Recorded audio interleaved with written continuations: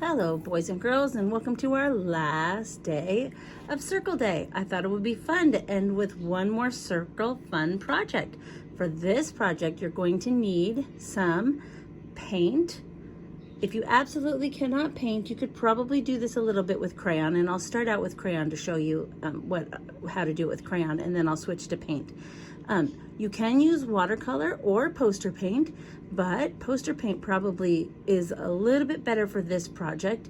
If you don't have it, there will be a recipe on Seesaw for the poster paint, which is going to be some salt and some flour and some water and some food coloring. So it's some basic ingredients and you can make some poster paint, but if not, you can use a crayon if you have to, or even watercolor paint. Okay. And you're going to need a piece of paper, and you're going to need some round things, some things that are circles that you could use. For example, I have a paper cup. I have a little lid to something, and then I have the little teeny tiny, this is actually the lid to the paint, but it's a small circle. So I have 3 different sizes of circle here. And I'm just looking at the rim when I'm saying circle, because of course the cup is a cylinder. Okay, so if you're going to just use crayon for this project, all you have to do is put the circles where you want them on your paper and trace them, but put them in different spaces. So for example, I have this, now I've made a purple one, and now I'm going to make a little purple one right here this way. And it's okay, see how I overlapped that? And that's okay if it overlaps, but it doesn't have to. For this one, for the crayon part, I'm gonna use the top half. And see, this one doesn't have to overlap, and I'm just tracing the circle. But I thought it'd be a little bit more fun to paint. So what I'm going to do is, I've put my paint, a couple different colors here, and I've put them on a plate.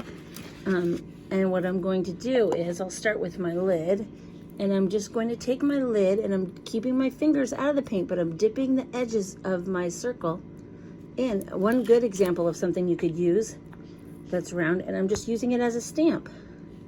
And I'm making some circles. And I'm gonna make lots of circles. And now maybe I wanna make some different color circles. So let me try, I'll use my cup again. This time I think I'll use the bottom because I've already used the top. So I'm gonna use the bottom of my cup.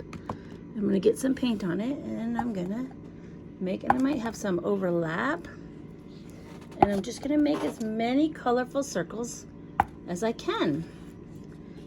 And I think I'll use my other lid and maybe make some green circles. Some nice green circles in there. Now when this is all dry, you can either use watercolor paint and paint it, which I'll do, and you'll see my sample in the example. I'll post a picture of my example, but I have to let it dry first, so I can't wait for that on the video. And ta-da, beautiful circles, lots and lots of circles. One thing that's a really good, let me put my camera, there we go. One thing that's a really good example of something to use for this project is if you have paper towel or toilet paper rolls. If you have a paper towel or a toilet paper roll, those make great circles, and if you bend them a tiny bit, they even make little hearts. So it shows you how you can make a heart out of a toilet paper roll. Okay, so that is my circle project for today. Have fun.